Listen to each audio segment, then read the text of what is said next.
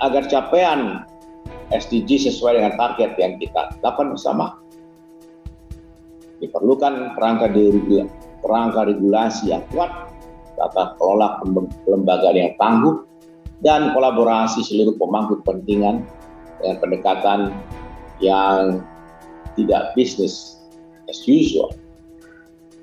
Salah satu upaya guna mengakselerasi pencapaian target Sustainable Development Goals tersebut adalah dengan mengubah peraturan Presiden nomor 29 tahun 2017 menjadi peraturan Presiden nomor 111 tahun 2022 tentang pelaksanaan pencapaian tujuan berkelanjutan. Pada perubahan Perpres kali ini mengamanatkan strategi akselerasi untuk mensukseskan pencapaian SDGs yang antara lain, pertama, pemutakhiran sasaran nasional yang disusun dengan mengacu pada tujuan dan sasaran global tahun 2030 dan sasaran nasional pada rencana pembangunan jangka menengah nasional 2020-2024. Sasaran tujuan pembangunan berkelanjutan nasional tahun 2024 tercantum pada lampiran, dan ini harus menjadi pedoman seluruh kementerian lembaga, pemerintah daerah, serta acuan pihak pemerintah dalam perencanaan, penyusunan, pelaksanaan, pemantauan, dan evaluasi rencana aksi nasional dan daerah. Kedua, penguatan peranan gubernur sebagai wakil pemerintah pusat dalam implementasi SDGs di tingkat daerah. Sebagai wakil pemerintah pusat, gubernur di daerah diamanatkan untuk menyusun dan menetapkan rencana aksi di daerah bersama bupati wali kota di wilayah masing-masing dengan melibatkan ormas, filantropi, pelaku usaha, akademisi, dan pemangku kepentingan lainnya. Gubernur diharapkan melakukan fasilitasi, supervisi, sinkronisasi penyusunan rencana aksi daerah tujuan pembangunan berkelanjutan yang berkoordinasi dengan Bappenas dan Menteri Dalam Negeri. Selain itu, gubernur juga wajib menyampaikan laporan pencapaian atas pelaksanaan rencana aksi daerah kepada Menteri Dalam Negeri dan Bappenas pada setiap tahun.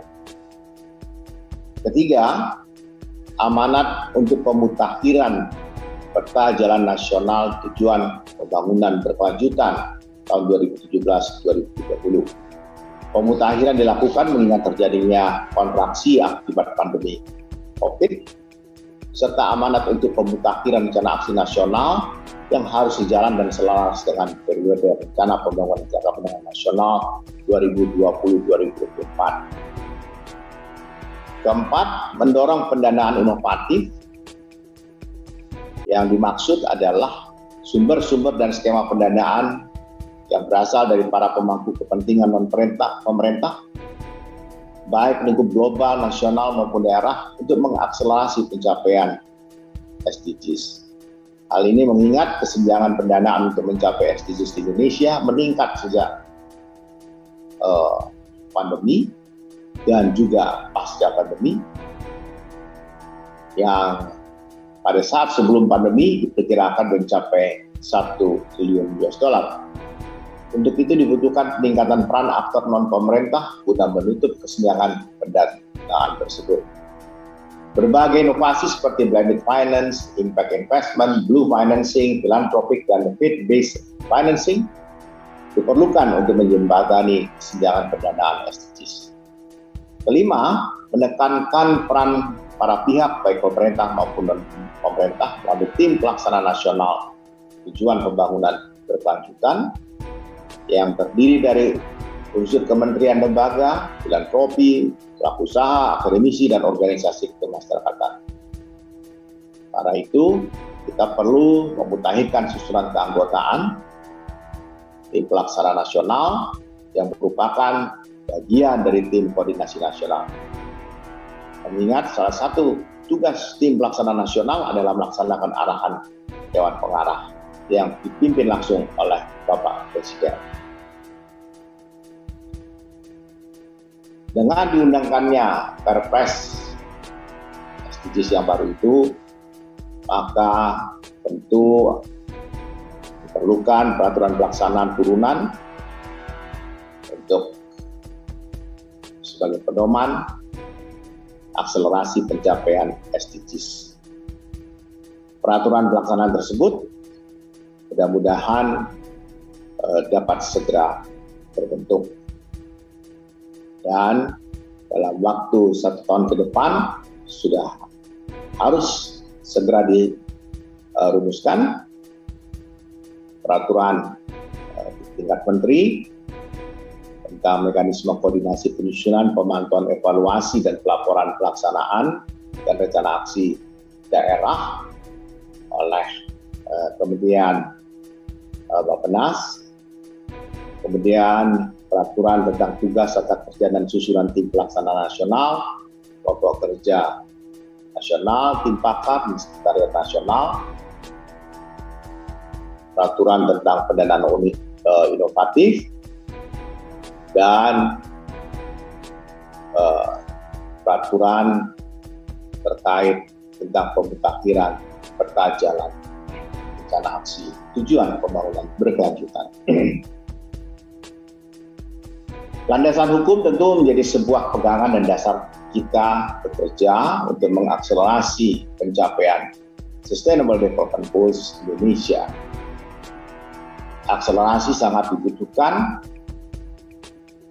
dan karena itu kolaborasi adalah sebuah keniscayaan oleh semua pihak dan unsur masyarakat. Sinergitas lintas agama dan sektor menjadi keharusan dalam berkolaborasi baik secara horizontal maupun vertikal, dan desentralisasi serta otonomi harus menguatkan kita dan menjadi akselerator di tingkat daerah yang mendorong kolaborasi antara pemerintah daerah, pemerintah pusat, serta antar pemangku kepentingan. Tantangan dalam perencanaan yang holistik dan integratif akan diwujudkan dalam kolaborasi sebagai hasil dari kolaborasi multi pihak.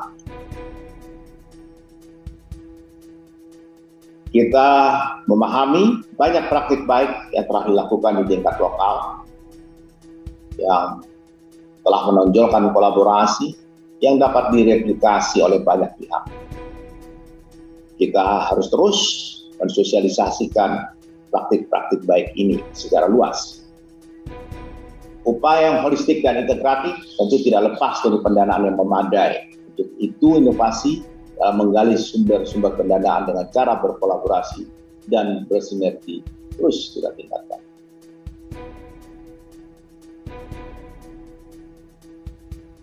Dengan mengucapkan Bismillahirrahmanirrahim, saya buka kegiatan sosialisasi Peraturan Presiden Nomor 111 Tahun 2022.